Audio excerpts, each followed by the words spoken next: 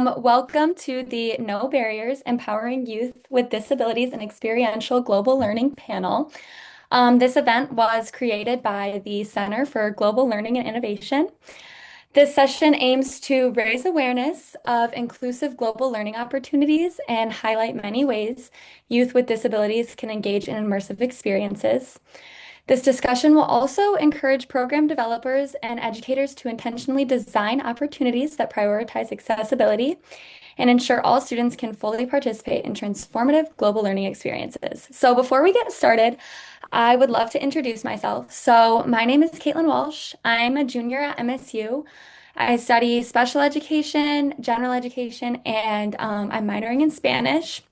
Um, I'm also a member of the Global Educators cohort through the College of Education here at MSU. I have a lot of passion for advocating for students with special needs to get the resources that they deserve. And so I'm really excited to hear from our panelists today and hear for their experiences. So for our panelists, we have 6 panelists joining us today. 5 of them have completed an immersive global experience, and one of them is working for RCPD. So we're going to get a lot of different insight today. RCPD is Resource Center for Persons with Disabilities. And so I would like to start with having our 5 panelists who have taken a global experience, introduce themselves. So whenever you're ready, we can start with Carly. If you could share your name and then tell us briefly about your global experience and what inspired you to take this global experience. Thanks for the introduction, Caitlin. Hello, I am Carly, and I went to Amsterdam last summer. Actually, with it was the title of it is a bit wordy, but it's basically like gender, sexuality, and public policy. And for me, that was just the perfect cross section. Literally, when I first thought about study abroad, I was like, I want to go to the Netherlands. So, absolute dream come true. And as a social relations and policy major, having that public policy factor inside of it was just the cherry on top. Thanks, Carly. Lex, if you want to go ahead and go next with your name and a little bit about your global experience. Yeah, my name's Lex. I'm currently the president of the Council of Students with Disabilities, and I'm also on the president's advisory board for disability-related issues. I'm a junior at MSU and I'm studying animal science, and that kind of brought me into why I did my global experience. I actually went to South Africa and did cheetah rehabilitation. Um, it involved a lot of hands-on field work, animal handling, things like that. And then honestly, my experiences navigating disability in academic work and in field work has really pushed me to advocate for other disabled students who want to do the same thing that I did. Awesome. Thank you for that. Hannah? Hi, my name's Hannah, and I'm a senior studying hospitality business with a minor in arts and culture management and leadership of an organization. And I'm currently studying abroad at Caesar Ritz, in Switzerland. And I also did first seminar abroad the summer before my freshman year. That's so awesome you're there right now. Thank you so much for joining us. Madison?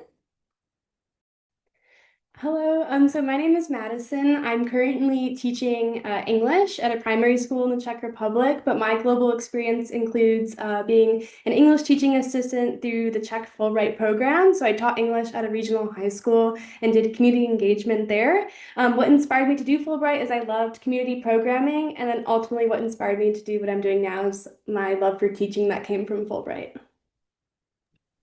That's so neat. Thank you. And then we're going to end with Caroline. Hello, everyone. My name is Caroline. I am a first year PhD student at Yale studying biological anthropology. My global experience with MSU was through a molecular biology research program that was based in Dusseldorf, Germany, and I completed that in the summer of 2022, right after sort of we were coming out of COVID. But my main inspiration for engaging with this type of research experience was to not only gain more research experience, but to also gain it in a global and international context as well, since this is something that really helps broaden my research internationally, contextually, for my eventual PhD use. Great. Thank you so much. We're really excited to hear from you, and we're so happy you all could join us. Next, I would love if our member of the RCPD could introduce herself. So, Kelsey, whenever you're ready, if you could share your name, your role, and then how you support students in global experiences and what inspired you to be in this role. Definitely. Hi, everyone. My name's Kelsey Foote, she, her. Just a quick visual description on me. I'm a white woman, brown curly hair, and I'm wearing a striped turtleneck today, sitting in my office. Um, I support students who are affiliated with RCPD to help transfer their accommodations to their study abroad experience so that they can utilize the same and or some different accommodations while they're abroad to make sure their program is accessible to them. And I mean, I've always, my students and just their excitement for learning and trying these new experiences is always super inspiring to me. And I've always been inspired, by equity and access. And I'm just super passionate about supporting students to try the things they want to try and be successful here at MSU. Thank you so much. I'm excited to hear more about RCPD.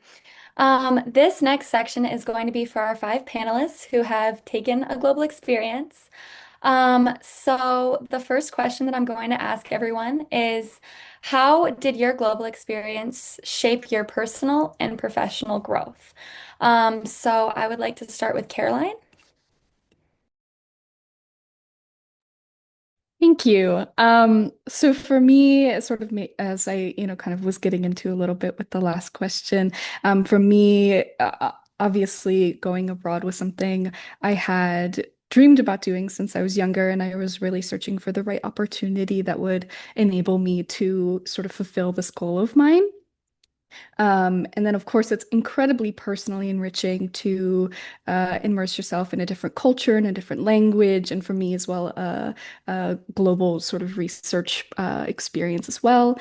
And then, sort of broadening into the professional sort of growth that happened from there is really learning about how to collaborate in a global research lab, which is something that, as you sort of enter the research sphere of things, a lot of times having that background in a global collaboration is really helpful. And so that was something that really helped my own professional growth as a researcher, is how to navigate those spaces, but how to work well collaboratively with others on an international scale. Thank you. I'm glad that it seems to be helping you a lot currently. So that's awesome to hear. Carly, if this question relates with you, how did your global experience shape your personal or professional growth? Feel free to answer when you're ready. Well, similar to what Caroline was saying, definitely very personally enriching. It is it's like describing a color to try and quantify like being in a space that is so completely different than your own culture. At the same time, people are just people, and that was also a very interesting revelation to see the commonalities and the differences on a personal level. But on a professional level, it really was the start of something pretty momentous for me. The experience itself, which I'm sure we'll get into, was very eye-opening. But afterwards, well, actually, before I came back, I completed what's called the Study Abroad Guide with Accessibility Considerations. This is booklet with just like guidelines of every different kind of facet of studying abroad that I did as like a final project for it. Got to share that with RCPD and was really thrilled to have that up on the website for a year.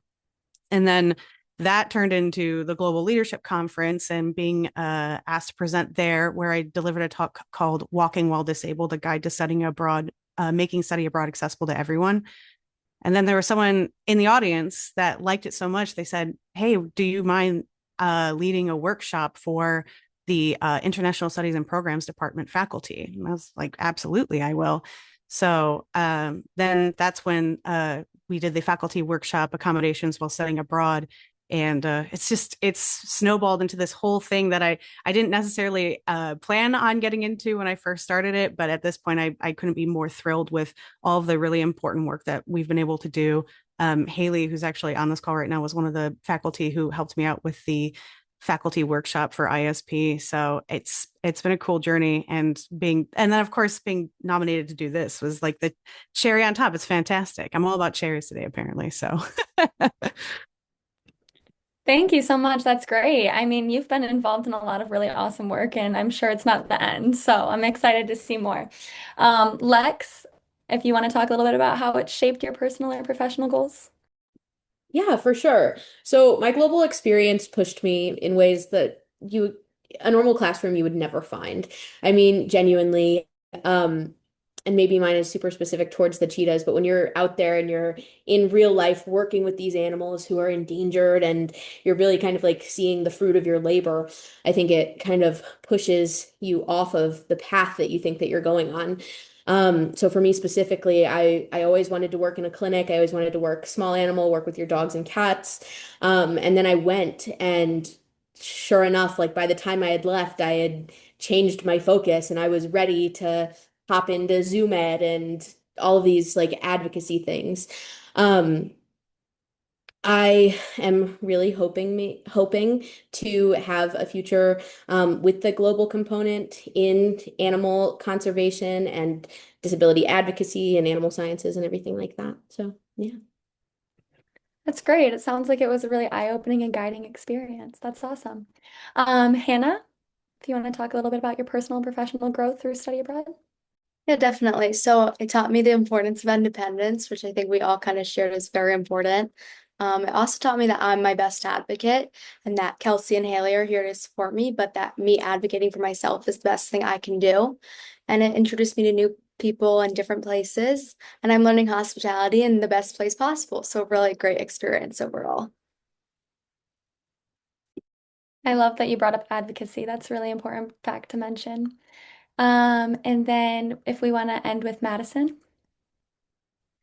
Yeah, so I think for me, I've experienced a lot of growth both in my professional and personal life. Professionally, once I graduated MSc before starting the Fulbright program, I liked community programming, but I didn't know if I wanted to teach or not. And this gave me the opportunity to do that in an international setting. And it sort of sparked my passion for working in an international setting and international education. I'm still here now after 2 years. So for sure, professionally, I've grown in that way of discovering my passion for education. But personally, as someone with an invisible disability, I think prior to the program, I was a bit nervous because I wasn't sure if it was something I could do. And through the experience and through the support networks I've gained and through the resources I've been connected to, I know I belong here. I know I can be here, and I feel really empowered with having an invisible disability now. So tremendous growth, both professionally and personally.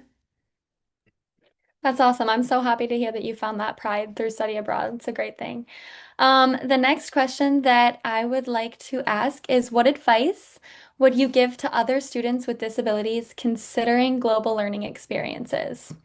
So let's go ahead. We'll mix up the order this time. So let's start with Lex. There we go. So of course there were challenges on my study abroad. There were different terrains, long hikes, the heat, unpredictable schedules, because obviously you're kind of like you're kind of scheduling everything around the animals, right? Um, Managing disabilities like POTS, diabetes in that environment requires a constant planning, communication, and adaptation. I worked really closely with my instructors for the study abroad experience, really closely with my RCPD officer, like all of the things. But I also want to emphasize that accessibility shouldn't fully fall under the student. And just kind of like Madison said, like we're doing really great, like when we have help and everything like that. But also just kind of um, setting up a program to anticipate needs from the start would be really useful. That's great. I'm really happy that you brought up needing some institutional help too. I hope that in this conference we can kind of cover that so people are more aware of what resources we do have. All right, let's move on to Hannah. Any advice that you would have for people considering? Very short and to the point. Don't take no for an answer. There's no reason for them to say no, and you have to advocate for yourself. Don't be afraid to go abroad. Just do it. I love that. I love that you're bringing up so much about advocacy. It's really important. Carly, any advice that you have?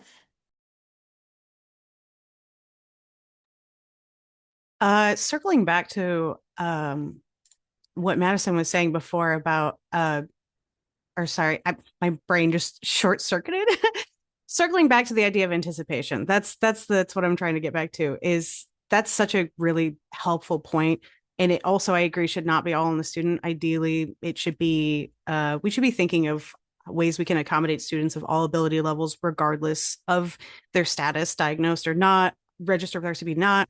That's a whole thing I could go on a tangent about, but kind of focusing on the idea of like for other students, anticipation is super duper helpful. I have a whole like I called it the AID model. So it's anticipate, inform, deliver, which I think works for both teachers, faculty members, and students. So anticipating the challenges that you'll encounter, informing faculty of the needs that you're going to have, and then hopefully they will be able to deliver. And you can circle back and do that as many times as you want. But the preparation and communication that is necessary to make sure that you're going to be set up for success can make a huge difference. And knowing I love don't take no for an answer. That's great advice. Being your own advocate is huge. Especially when you're thinking about like, oh, that's what it was, Madison. You mentioned the challenge of invisible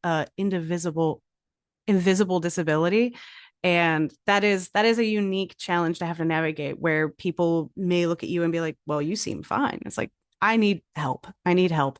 So try to be your own advocate as much as you can, prepare as much as you can, communicate as much as you can.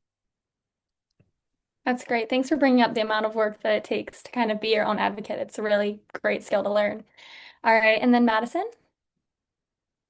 I think my advice, so I completely agree that like you are your number one advocate, but I don't feel like a burden to reach out for help if the help is there. I think sometimes people with disabilities or invisible disabilities feel this way, and I think that it's important to reach out if the support is there. And so whether that's RCPD, sorry, whether that's through the program leader, whether that's through a teacher, whether that's through a fellow student going on the program with you and just expressing what your needs are, the help you need, and what you need in an emergency or so forth, I think is so important. So being an advocate for yourself, and then don't be afraid to find that support system if you can.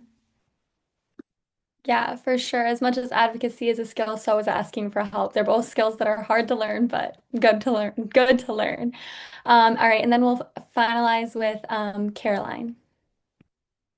Wonderful. I mean, there's been so much already said that I would just raise up and elevate and amplify already, sort of as Hannah was saying, sort of being your best advocate.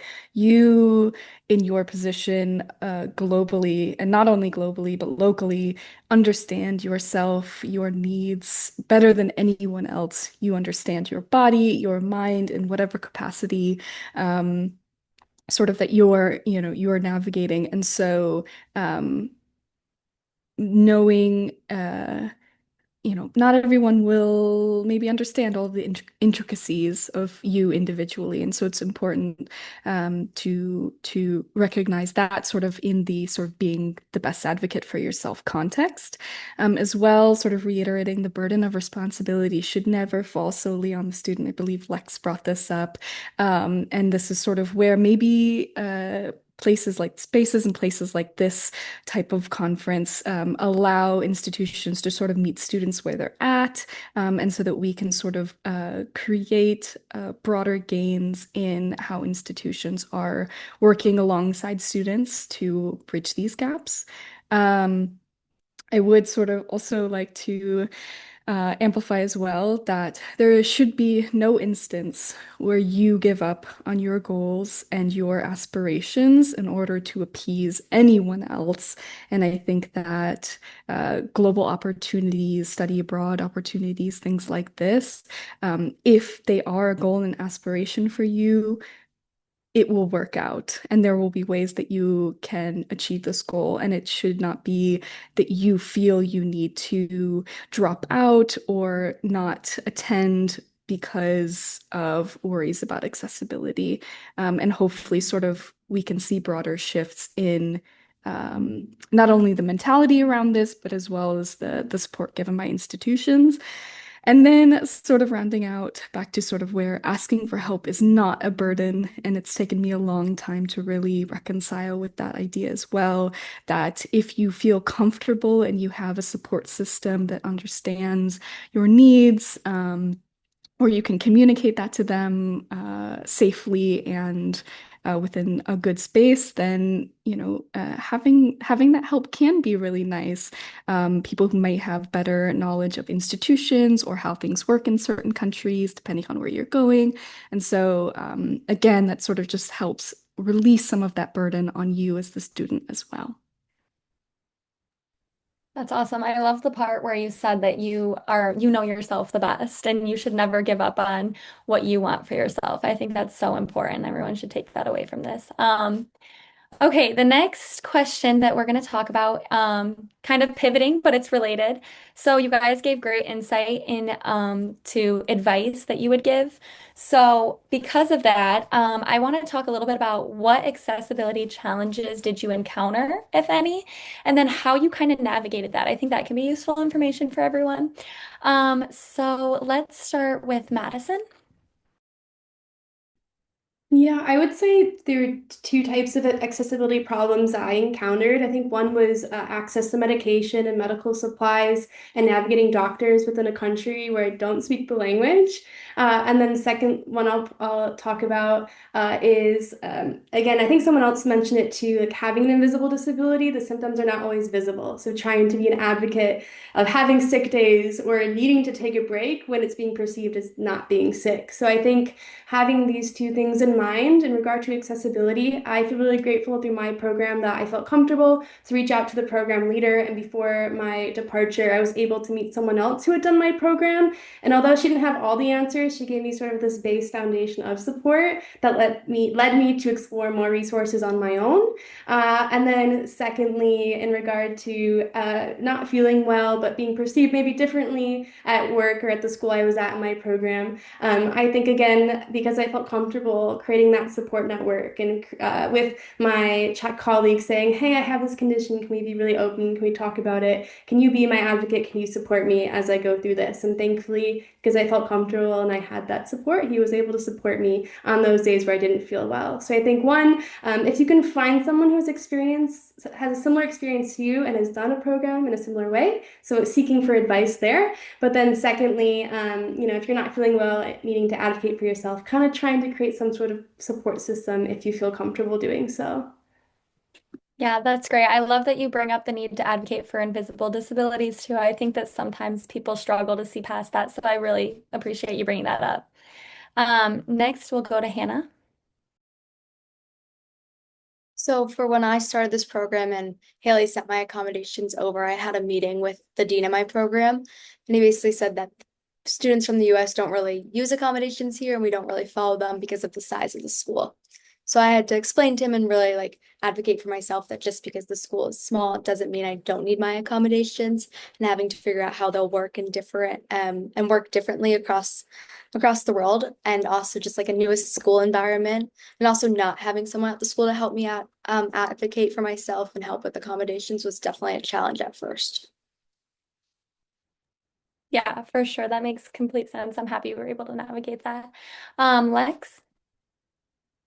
Yeah, so I think I kind of jumped into it a little bit on my last question as well. But obviously, like the hikes were long, hard, things like that. And I was also very lucky in having a program where I felt very comfortable speaking to like the program director, and always having somebody with me like during my program that was also willing to help me advocate even when I couldn't. And then kind of bouncing off of Madison's idea about handling of medications and things like that. I was over in Africa and one of my medications needs to be refrigerated. And, they told me at the beginning of the program, like, hey, if you want, there's obviously a public free fridge that you can use. But if you want a private one, just let us know. We'll go get you one, like, so you don't have to stress about your medication being anywhere. So honestly, I think most of my accessibility challenges were able to be fixed like within the program. That's great. I'm really happy that everyone was accommodating. All right, let's go ahead and move forward to Carly. So for me, I had both physical and psychological issues occur while I was studying abroad. The more obvious one that needed like acute, immediate sort of remediation was the physical. I already kind of had a case of plantar fasciitis, which, if you're not familiar, basically the tendons in your foot just say, we're done here. Um, and then I went on a study abroad where I did more walking in the course of one summer than I did probably in my previous 2 years at MSU, which MSU students, a lot. We be walking a lot here. So that was a bit of a shock. And I had done all the preparation I thought I could do to get ready for it, but it still just wasn't enough. It was such a brutal amount of walking that I just immediately needed to get something into place. So I was really fortunate that I had a robust support network back home. Like I said, Haley Ridge and then Hannah Huey Jones both were totally in my corner and helping me troubleshoot, like, how do we get this in place? Because I didn't have my accommodations for that in place beforehand because it just hadn't come up. I didn't think it would be that bad. How do we get this like implemented as fast as we can to get you support as fast as we can? And then also helping me coordinate with the professor because I was having a bit of a hard time kind of conveying to the professor what I needed. That was huge. That was a game changer. And I really don't know how it would have gone without their help. But also the support network that I had locally was really huge. I was really open with people on my study abroad trip and let them know what was going on. And he also clued them into like the invisible aspect of it of, needing to take breaks, like Madison said, like you need to prioritize your well-being. And that was really challenging for me and also kind of goes back a little bit into the advice portion, which is it's okay to take a break. It's so hard and sometimes really frustrating because you're like, this incredible experience is happening and I don't want to waste any time. I want to go out there. But the reality of the situation is if you have a chronic condition that needs downtime, take the downtime because it's going to be a fight of quality over quantity at that point. So I think navigating those challenges was a combination of having a really good support network and also understanding what I need and accepting that and being okay with it. That's great. Thank you for opening up about those issues that you had. Caroline, any challenges? Yeah, so I like maybe it's been mentioned before, there were a few, but nothing that was sort of glaringly major. So before I set out on my study abroad opportunity, this global experience, I sat down with the program director at MSU, who's also a professor in my department, and I was able to have sort of open conversation with her about the types of accommodations that I had for MSU and what that might translate to abroad, since I was going to be in a research laboratory setting as well as in the classroom. And so, what did those applications look like in both settings? And so we sort of talked and troubleshooted what does this look like? And honestly, I was very grateful and thankful that the course setups were already quite universally designed. So a lot of the implementations of what would have been my accommodations wasn't really necessary in those contexts. And for that, I was really grateful because that was less stress on all parties involved, myself included. Sort of one of the, I guess, bigger challenges that happened was I got COVID while I was there, and I got sick for, ended up being, I think, about 10 days. I was out of the lab, stuck in my room, wallowing in sadness, honestly. And so that was a huge hit to sort of my health and definitely a challenge that I had experienced while I was there. But I was really grateful again, sort of to reiterate this support system that I was able to find. The graduate student I was working with in the lab there, I discussed it with her. I said, this is what's going on. This is sort of the health impacts it's having for me. And she was incredibly understanding, wanting me to get better, even offering to take me to the hospital to get a checkup. For that, I'm incredibly grateful. And so I think, sort of to go back on some of the other points as well that were made, taking those breaks is good if you need it for your health, for your well-being, whatever the capacity might be. And the way that I sort of rationalize it to myself and to other folks is that I'm going to be more productive. I'm going to learn better. I'm going to have a better experience in these spaces if I take this time for myself and my well-being. And that is a benefit and a positive, not only for me, but for everyone that's involved. Yeah, thank you. Yeah, thank you so much for bringing that up. Things like getting COVID are things that you definitely don't prepare for. So it's awesome to know that there's support for things like that as well. So thank you. Okay, the next question that we're going to move to is, were there moments that helped you redefine what inclusion means in global education? So I'm going to let everyone think on this for a few seconds, and then whenever you're ready, we can go ahead and get started with Madison, if that's okay. Yeah, I think for me, what I like to think about is it might be different because I was in a classroom setting through my program. But when I started the program, I remember students were very curious when they could see my medical devices, when they could see, the patches on my arms. They were very curious, and I think because I felt comfortable doing so, having the opportunity to tell them what it was, to educate them, to bring awareness to it, and to engage in, not only cultural exchange, but education and awareness about it was a really beautiful thing. And I think for me, that was sort of a way of like expanding and creating inclusion through educational awareness. So maybe a bit of a different experience, but that's what happened for me through my program. That's great. Thank you. Lex? Yeah, so I, similar to a lot of the panelists on here, have a invisible disability. So there were like after I talked with the staff on site, they would adjust their pacing, change their routes, offered more breaks, things like that, and they didn't make it feel like an inconvenience. So I think that that's definitely something that should kind of go forward, right? Those small actions really did matter. And it showed me that inclusion's really built through everyday decisions and a mindset rather than like thinking, oh, there's a disabled student on my trip, so I need to act a certain way, things like that. Yeah, that's a great point. Thank you for bringing up the kind of like stereotypes and norms that we feel we need to follow. Carly?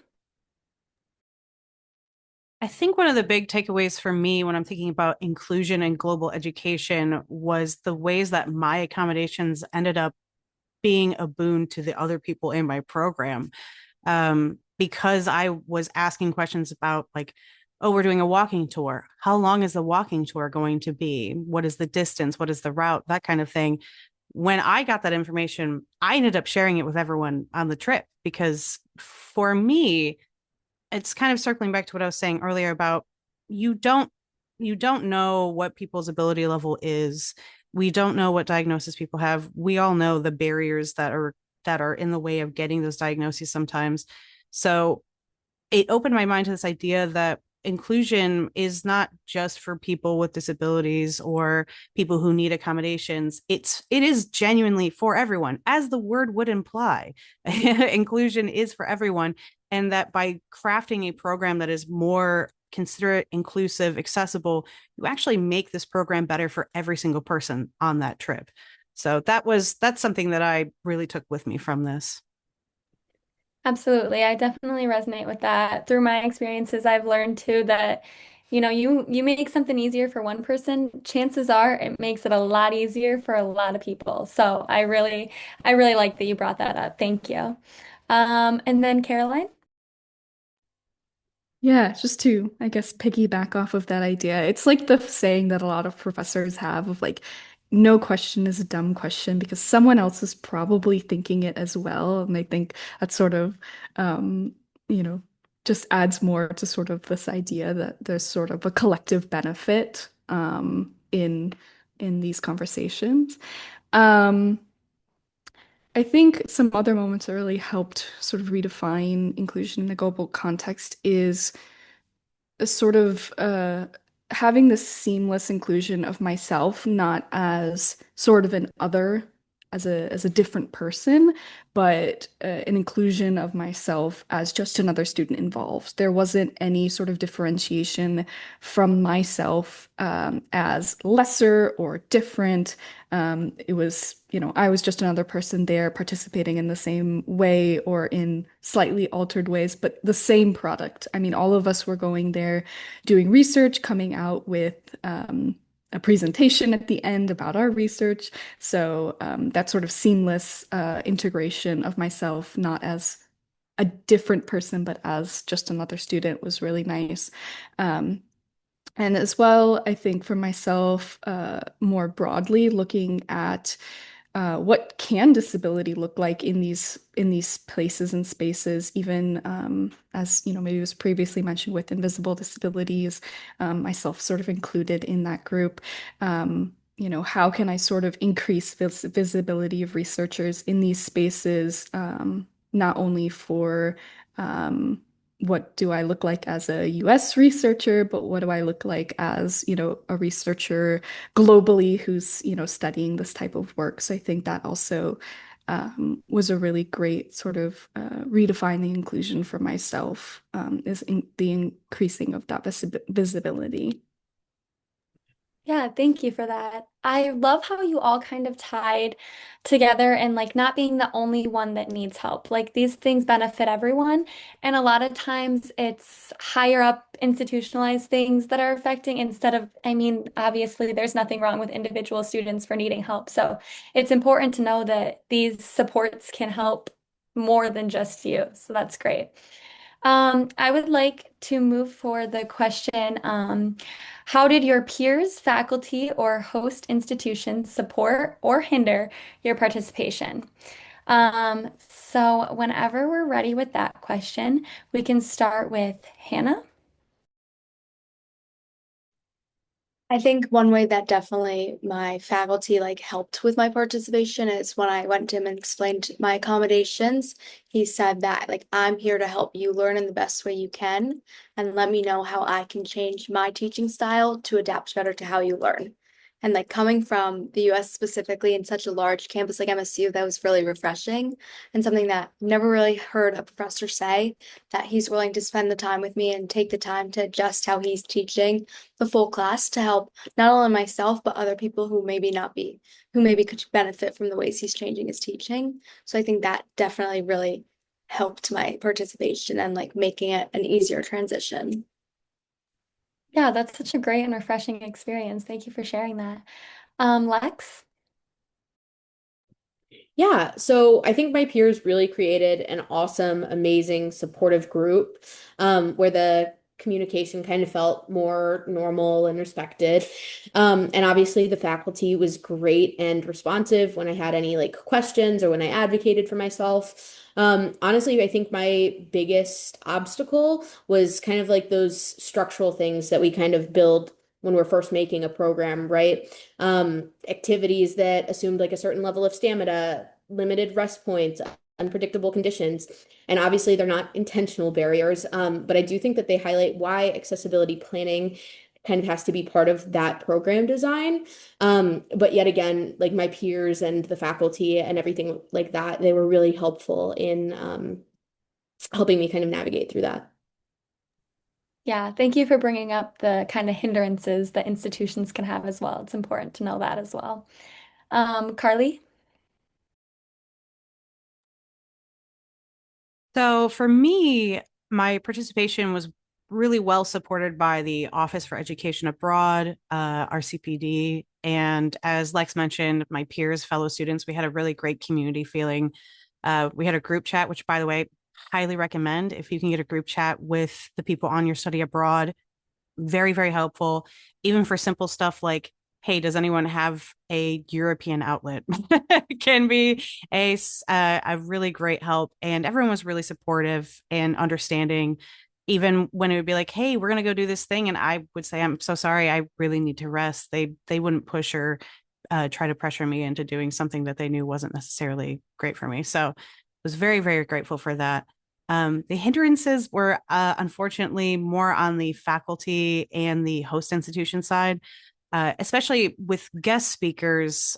There was there was a disconnect in the communication where I obviously can't speak to the specifics. I don't know what happened behind the scenes, but it would be like I have accommodations for note taking, under like getting things about the learning objectives.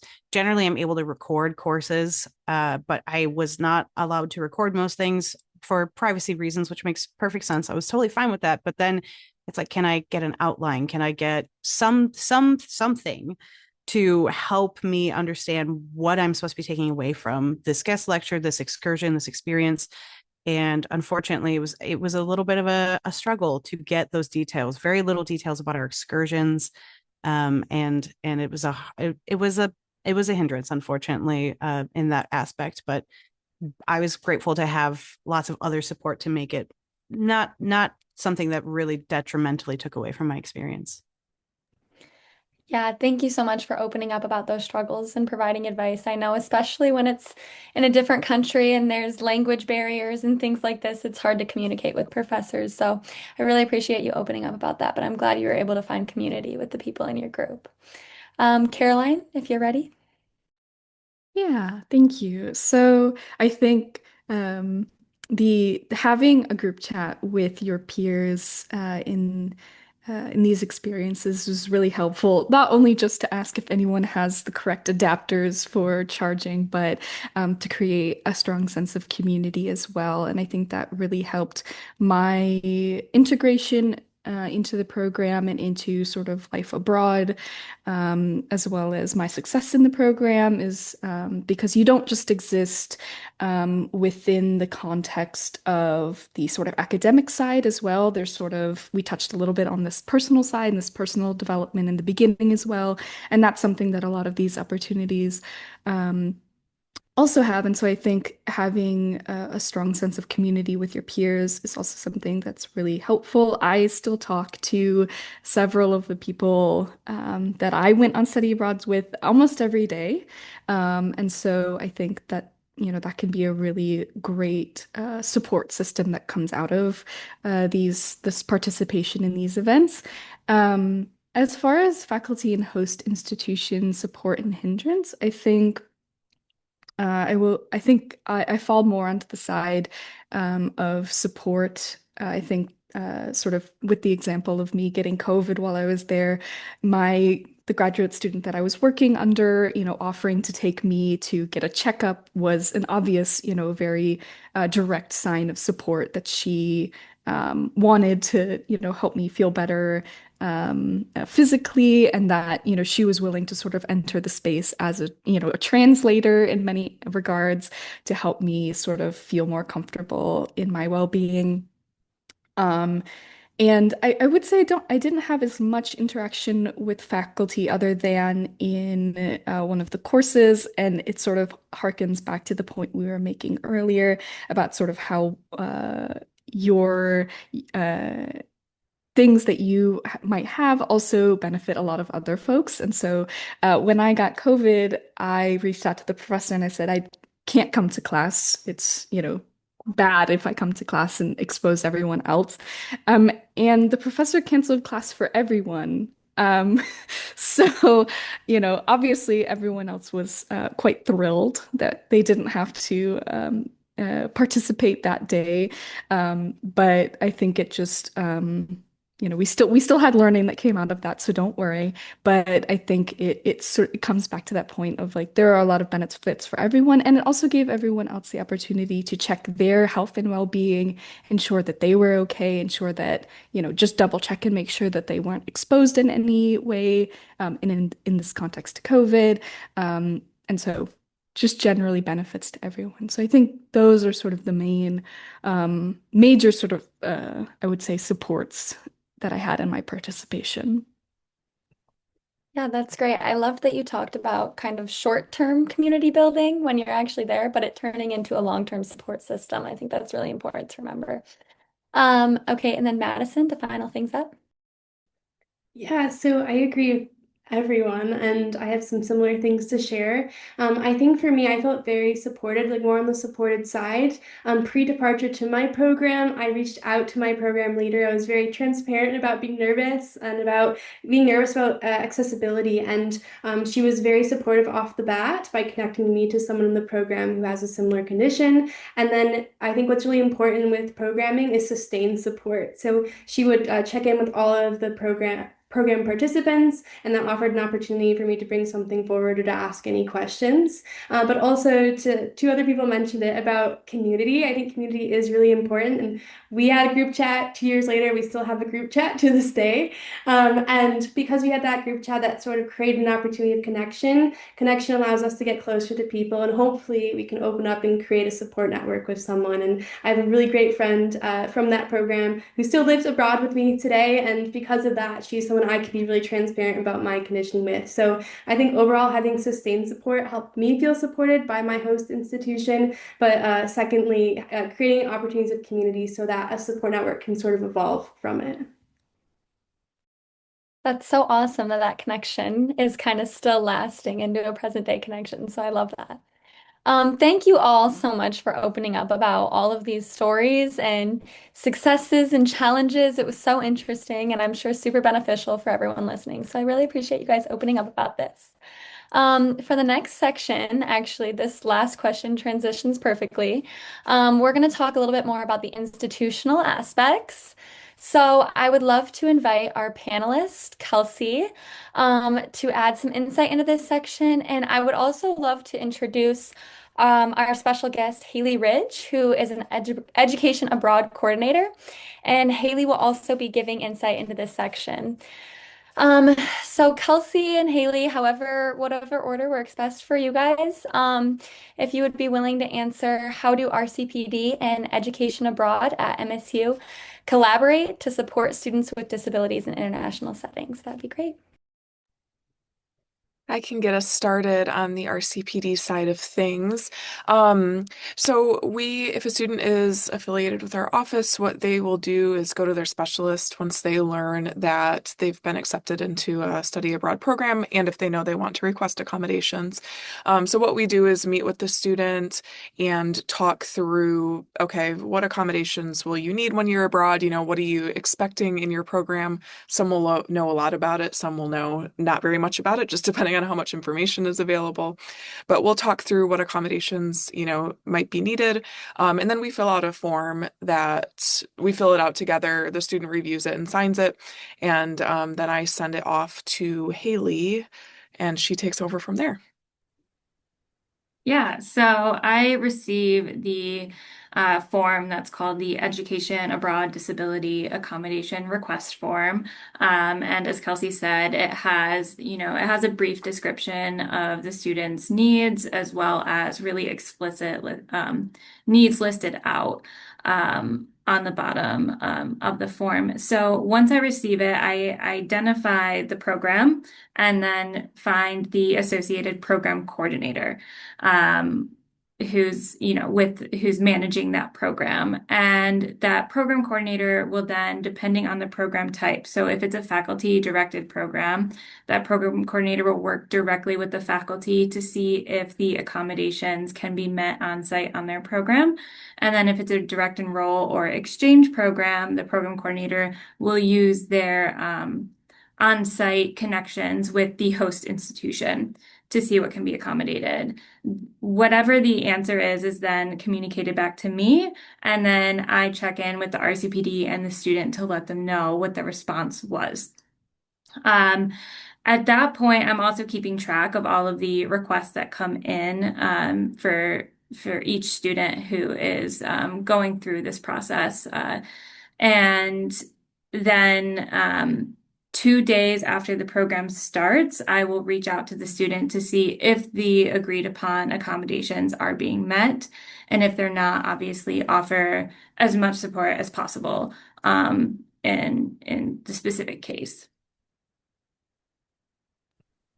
That's great. I love hearing how you guys work closely with each other because it seems like this process has really positively impacted a lot of our panelists. So it's great to hear kind of the background process of everything. The next question that I have is what practices, resources, or scholarships help ensure equitable access to global learning? Yeah, so I can start on this, and Kelsey, feel free to pop in at any point. But we talked a little bit before this about, best practices, and I think that there are best practices both on the student side and on the faculty staff side. So on the student side, we really want to know what accommodations are necessary at least 12 weeks prior to departure. And this is so we have ample time to work with the faculty and or the host institution to see what can be accommodated. And it also allows students to complete the Education Abroad Disability Accommodation Request form before they even know if they're accepted into the program. And this, I would argue, is a best practice so that the student is able to make an informed decision about whether this program is a good fit or not for them. And then for faculty best practices, I would argue the most important thing is to not make assumptions about what makes a successful study abroad program for a specific student with disabilities, right? So we want to avoid any assumptions being made that say, this program has I know Lex, you were talking about like the different terrain and the different activities you had. And Carly, you were talking about all of the walking. Like the last thing we want is for a faculty to disqualify a student in their minds because they're making an assumption of what would be successful for them. And that, the goal in all of this is to be realistic, yes, but it's to provide students with the most accurate information possible so that they can make an informed decision for themselves. And then obviously working with that student for suitable, reasonable accommodations where and whenever possible. Um, Moving on from that, I think the question talked about some resources too. And I know one of you during the panel talk was talking about medications, and one resource that I really recommend students work with is International SOS, which is our safety and medical and security assistance provider. So they offer robust pre-departure advising for students who have questions about their medical needs while abroad. As someone who traveled abroad recently this past summer, I used them just to see what the experience was like. And I called them. They put me in contact with a nurse in that specific location who advised me on proper procedures for bringing medication into the country. So they're a fantastic resource. Also, obviously, the RCPD, right? They're our on-campus specialists. They're a great resource for students. And then education abroad, I'll help, to the best of my ability as well. And then financial resources, the RCPD has a scholarship specifically for students with disabilities who are studying abroad. This is a great scholarship. The criteria is very simple. You have to be registered with the RCPD and you have to be going on a credit-bearing education abroad program. And I think there's one other qualification, I can't remember it off the top of my head, but students apply for that. Like I said, it's an RCPD scholarship that's funded in partnership with the Office for Education Abroad. And then the Office for Education Abroad also has a lot of resources on our website for students with disabilities. And then Kelsey, is there anything you want to add to that? Scholarship was the main thing I was going to hit. That usually, all of our scholarships, for that matter, open in just a couple weeks here, usually at the beginning of December, and the applications due sometime around February. So there's quite a few months to complete it. So if anyone listening or on the panel wants to apply for the study abroad scholarship this year, please do. And we have other scholarships as well. So some other general ones and some other ones that are more disability specific and or like experience specific. So there's a lot of support there. And of course, money can be used towards education abroad. So yeah, main thing for me. Yeah, and I mean, same with education abroad too. Like we have this scholarship with the RCPD that's funded in partnership with Education Abroad, but we also have many general scholarships that all students can apply for as well. That's really helpful to know about all the scholarships and all the information.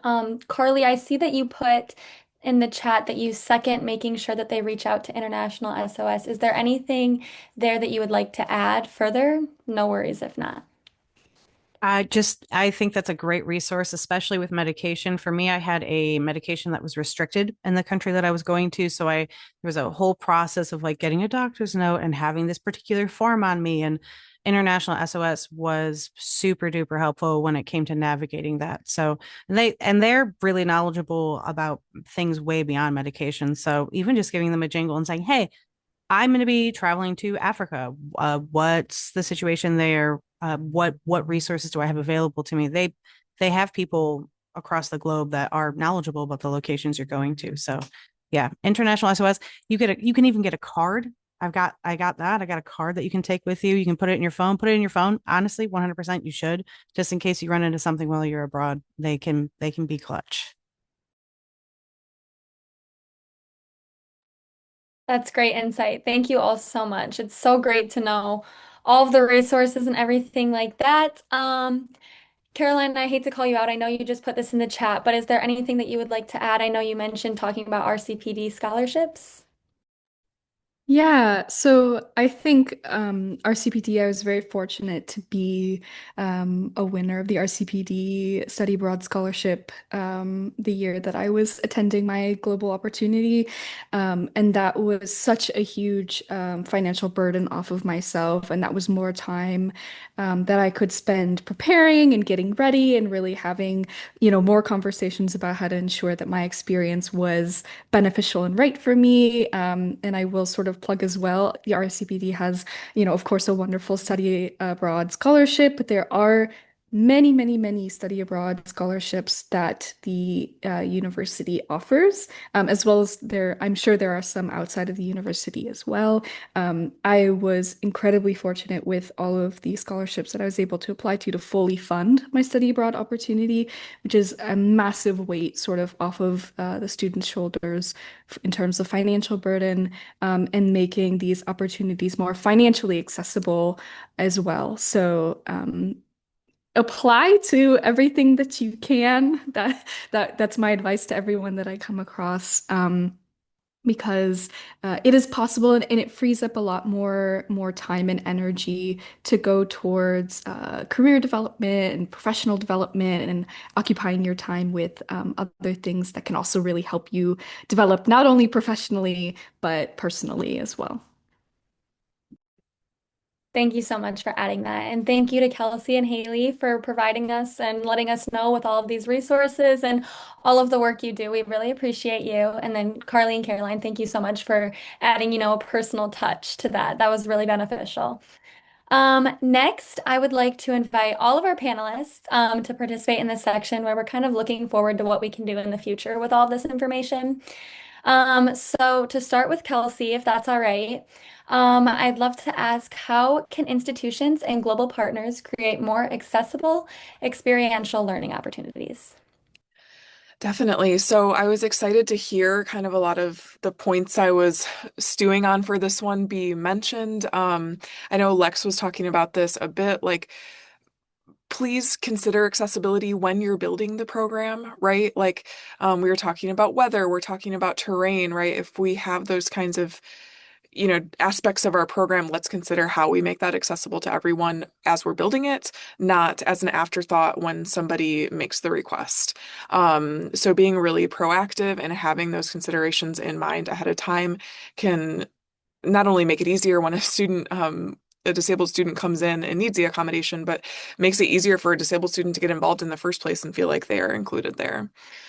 Um, Also, another thing that institutions and global partners can do is share as much information ahead of time about their program, so that students can make informed decisions and know what they want to do, know what they need to request or not. So I have this conversation with students a lot about like, okay, what accommodations might you need? Like, we don't want to disclose things that you don't need to disclose, right? And they're like, well, no one's even told me if I'm going to have a test in these classes or if it's going to be like this or like that, right? So it's hard tailor the accommodations to a program we know nothing about. And it's not at the fault of the student, it's just that there's no information available. So just giving as much information about the classroom experience, the field experiences, how much walking there's going to be, as Carly was mentioning, so helpful for every student. And again, we've talked about this a lot, right? Like that benefits every student, not just students with disabilities.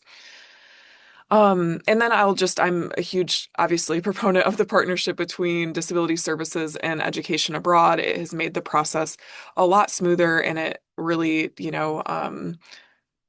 RCPD, we're not experts at this, at study abroad. We don't know about the programs and who to contact and all that. And that's where Haley is so helpful in like seamlessly getting that information to faculty. So that partnership is just, it is so supportive for students and, for us as staff. So.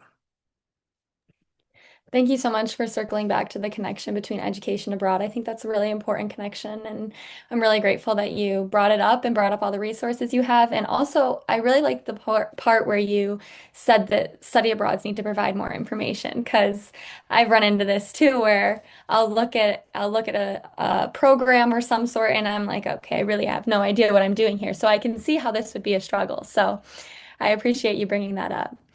All right, we're going to pivot back to our panelists who have taken a global experience to answer this next question, and that is, what message would you like to leave educators and students about for no barriers global learning? My apologies.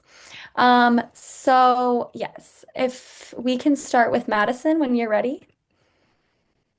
Yeah, I think my message firstly for students is like you belong in these spaces. You deserve to be in these spaces. These spaces are made for you. And that like don't be afraid to reach out for help if it exists. Don't be afraid to advocate for yourself because you're your number one advocate. Like you belong in these spaces and these institutions or like universities, any sort of global educational experience based space should support you through it. And I think looking at that institution side, it's not just about getting students with disabilities into the programs, but it's like sustained support, which I think everyone here is a big advocate for. So providing as much information about the programming from the university side, providing resources maybe in country, whether that's information from the U.S. Embassy about medical assistance, whether that's personal experiences with people who have those disabilities, who have gone on the program. I think creating sustained support, creating check-ins, and giving as much information as possible to support students not only getting into the program, but throughout it as a whole. So I think that would be my advice for the institution part. Thanks so much for pointing out belonging. I think that sometimes it's easy to kind of not point fingers at institutions and instead at yourself. So I think it's important to know that those programs are for you. You do belong there. So thanks for pointing that out. Carly, whenever you're ready. I I have this desire. Am I allowed to like plug the guide that I wrote? Because I have a lot to say about this topic, and it's so immense and it's Yeah. so uh there's a lot of things to think about. And I love what we were saying earlier about like making sure that you know as much information as you can beforehand. Super duper helpful. But without if you've never done an experience before, it's very challenging to know what that experience might entail. So if anyone is inclined and is like me and loves to do research, I can't imagine a single student who enjoys such a thing. But if you are, you can either search my name, Carly space KALKAUSKI, and then MSU RCPD Study Abroad Guide, and that should pull it up for you. I was made aware very recently that apparently RCPD is tidying up the website a little bit, so the guide itself may not be available through there. My email is, however, and I have a Google Doc version of it just in case such a thing happened that I would be more than happy to share with folks. I don't know if I can like give you a link to like send out with emails, but I wrote it because you end up with you have so many questions before you go, and you don't even know what questions there. You ask questions and you find out, oh, I should have actually been asking these questions too. So I I wanted to make something that I thought would be helpful to people coming after me. I'm seeing in the chat, Luna says, yes, you can. So I will drop a link to the doc if people want to take a look at it. Feel free to email me. I love this topic. I'm very passionate about this. I'm trying to actually enter this space for work after I graduate in December. So I know that's not one unifying message. I think if I was going to say anything, it's you can do it. I know that's cheesy, but truly, you can do it. And you know what you need. Trust that you know that and find the people who can help you find what it is that you need and do it because it's wonderful. Thank you, Luna. Hey Carly, you're so right that our CPD's website did an extreme downsize. But we do still have that document, so anybody like affiliated with us can also ask us, and we have it on file ready to send. That is so wonderful to hear. Thank you, Kelsey. And thank you for being so willing to share that with everyone. And I'm really impressed about the guide and everything. I look forward to looking at it. So thanks for bringing that up and for sharing it. Caroline, any messages that you would like to leave educators or students with? Yeah, thank you. Sort of kudos and lifting up a lot of what has been said already. I think, yeah, knowing that you as a student deserve to exist and excel in these spaces, and that sort of going back to, sort of your goals and aspirations, should not be sort of at the expense of what is easy or what is perceived as easy by institutions or faculty. And so, sort of keep that in mind that, so you are just as deserving as any other student who is applying to these opportunities, who is going on these opportunities, and who is returning from these opportunities. And I would say, sort of towards educators, again, back to don't have assumptions walking into these spaces and these conversations about your students. And I think Haley was bringing this up.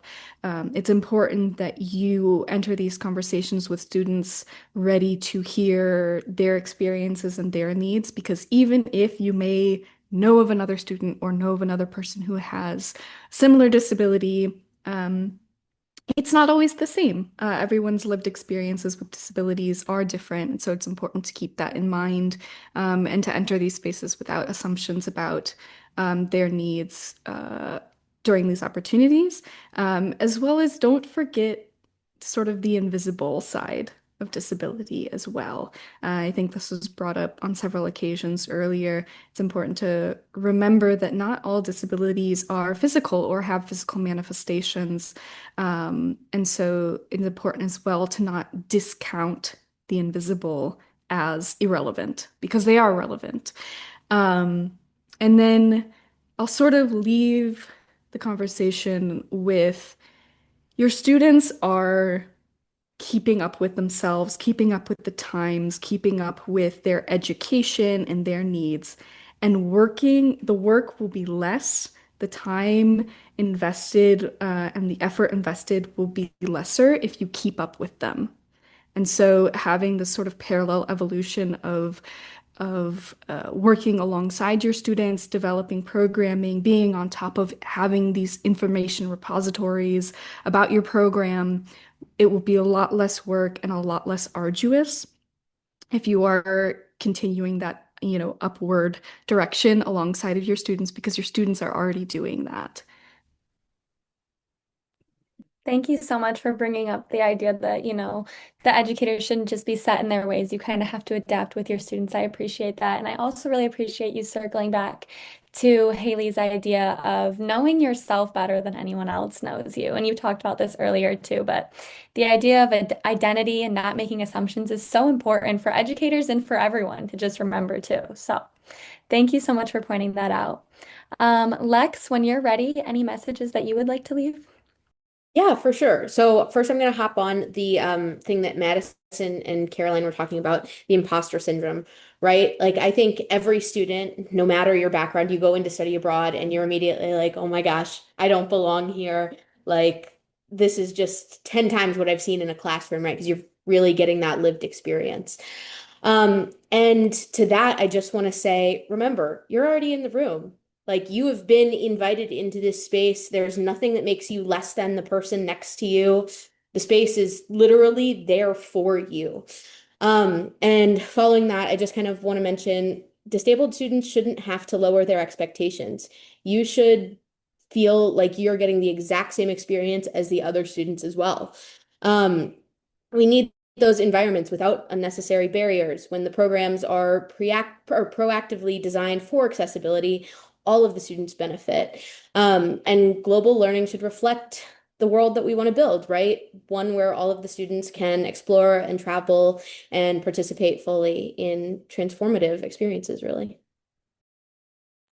I love that you brought up like broadening it to the world in its entirety. That's such an awesome viewpoint. Hannah?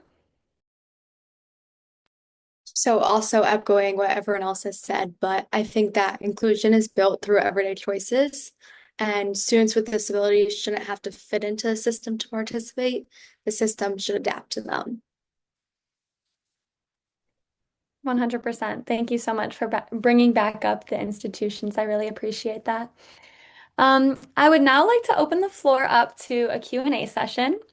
So what we're going to do for this is if anyone has any questions, comments, reflections for any of our panelists, um, please feel free to unmute and ask them specifically, or go ahead and type them in the Q&A portion in the chat. So I'll just give it a few seconds to generate, and then we can go ahead and get started. I see that there's some in there now. Um, so one question that was asked by Gabe Marini. If I am a graduate student with a registered disability going on a study abroad over spring break next semester, would I be eligible to apply to the RCPD Study Abroad Scholarship? Is there any more information or details about the scholarship? So I'm just going to open the floor to anyone who feels as though they can answer that. I can answer that. So this this is a one issue we run into, right, with our scholarship cycle, because it can never get every semester perfectly. So the application opens up in early December, but it's not due until usually mid-February, and then we don't award them until the end of the semester for the following year. So that makes things difficult when we have this kind of timeline. Um, I'm not an expert in how it's awarded and if it could be used retroactively or anything like that. So I would say if you're already affiliated with us, definitely reach out to your specialist and we can talk with, our leadership as well as Haley at Education Abroad to see, what could the possibilities be with that kind of situation. Gray area. Sorry, I'd hate those kind of answers too. Thank you, Kelsey. I'm going to go ahead and wait a few seconds to see if any hands are raised or if anything else is typed into the Q&A chat. Yeah, go ahead. Yeah, I'll just say in terms of as well, if you're a graduate student participating instead of an undergraduate, I know when I had applied to it, I was an undergraduate student. I would say go, I believe it's on the scholarship, the MSU scholarships page is usually where they upload the information about the study abroad scholarship. When they post the deadline and the information and the criteria, I would say take a look over the criteria. And it should be explicit about whether or not is it meant for only undergraduates? Is it open to anyone? And if you still feel that you would benefit from more clarity on if it is applicable to graduate students, then I'm sure that there is somebody who will have their contact information on the page or someone at RCBD that you could reach out to and ask if maybe that qualification is or that criteria for your sort of level at MSU is acceptable. Thanks, Caroline, for adding that. Yeah, sorry. Thanks, Caroline, for catching me on the not giving any information about where to find that info. So I appreciate that. Yeah, all of our scholarships are in the regular MSU scholarship system, just scholarships.msu.edu. And if you're already affiliated with us, we always send lots of emails during the scholarship application time, just so students catch it and can look and see that those are open. So. because I can easily unmute myself. So yeah, I'll take this advantage to ask everyone question. This question is also for student panelists and for specialists, whatever, if you have any ideas. What is the one innovation or change you believe would be the most impactful on accessibility in the next 5 years? Or anything you think might be uh, impactful?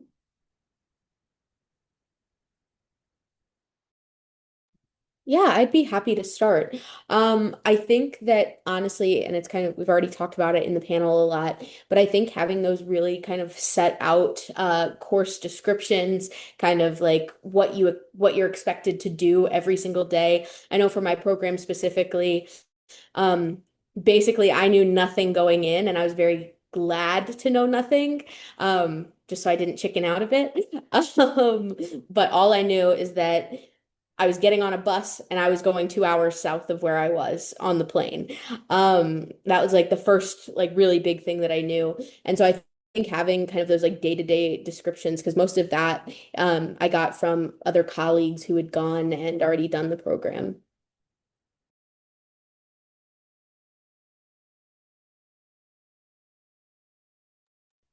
I would sort of also add to this as well. I sort of mentioned earlier, but I think, what might also help in the context of creating these sort of schedules or these places where you have all this course information or program information is thinking of it as this repository that you can sort of place information into every year and, maybe update it, things like that.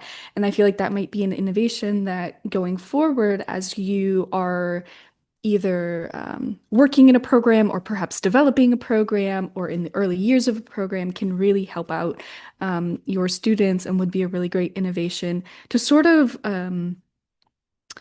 how to word this, a way to look back. How did things go? How are you structuring things? And it makes referencing back to what things looked like in the past a lot easier. So I would say creating this repository of information might be a really good innovation going forward. And it could be as easy as maybe a Google Drive of information and documents and things like that in there, or you could get a lot fancier with it, or things like that. I've seen websites about programs that have photos and links, references and articles that came out of it, alumni, all this type of information. So I think there's a lot of different ways that you can do it, but I think that this repository of information can make students gaining access to this information as well as referencing back a lot easier.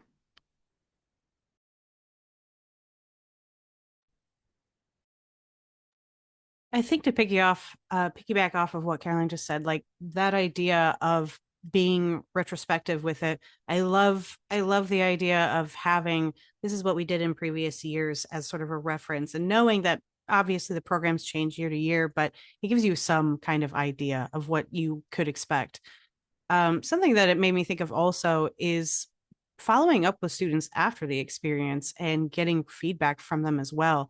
That was something that I did after mine, because the one of the suggestions I had made to the faculty advisor was you should have alumni who have done this trip before come back next year when you're planning next year's trip, so that way the students that are getting ready to go on this trip can actually ask questions and see what's going on, like get the experience of students who have actually been on this trip before. So I, because of my experience, I was like, I would have loved to have had much more information, kind of like Lex was saying. I had started to facilitate this, and I had actually gathered students who had done this trip before and said, hey, would you be willing to do a panel next year when they're getting ready to do this trip again? So that's another way that you can kind of think of preparing for the future by looking back at the past and having that data. And especially if you can loop in some students, not that it like should be on them or anything like that to provide that information, but if they're willing, then absolutely, why not? Having those extra information sessions beforehand can be a huge boon to students. Thank you all so much for kind of talking about the need to provide more information ahead of time. That's really important. And Carly, I love that you are kind of acting on this change and kind of making the change and organizing a panel. That's really, really interesting and definitely will be effective for those that are interested in the program. I did want to turn everyone's attention to the Q&A chat. We have a chat from Ashley Holben from MIUSA sharing additional resources.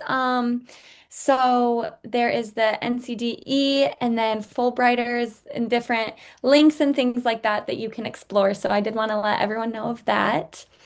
Um, but as long as we are all set on the Q&As and everyone feels like they had their questions answered, I do think we're going to move towards our closing remarks. So for that, I would like to introduce our Assistant Dean for Global Learning and Innovation and Executive Director for Education Abroad, Opal Lehman-Barges.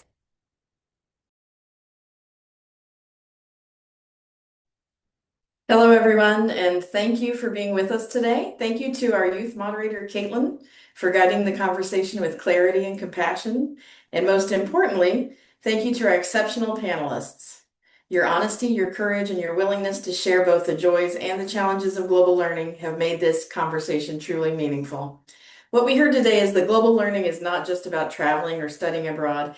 It's about discovering your voice, advocating for your needs, and building confidence in spaces that may not have been designed with you in mind.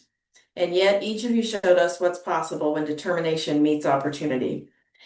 As panelists, you demonstrated the transformative potential of inclusive global learning through advocating for accommodations abroad, navigating ableist structures with resilience, building confidence in academic and field settings, creating accessibility resources that now shape institutional practice. And you reminded us that disability is not a barrier to global engagement. Inaccessible systems are, and systems can be changed. From navigating fieldwork in South Africa to advocating for accommodations in research labs in Germany to designing resources in Amsterdam that are now shaping faculty training here at MSU, your stories reflect not only resilience but leadership. You're helping us imagine a world where global learning is built with inclusion at the Center for Global Learning and Innovation, and not as an afterthought. I also want to recognize the essential work of our colleagues at RCPD and Office for Education Abroad, which is part of the Center for Global Learning and Innovation. This partnership demonstrates what it looks like when institutions commit to equity in a concrete, practical way in daily practice. So as we close, I hope everyone leaves with this reminder. Accessible global learning is both a responsibility and an opportunity. When we design with inclusion in mind, we don't just support students with disabilities, we elevate the quality, creativity, and humanity of global experiences for all students. To our panelists, thank you for leading the way.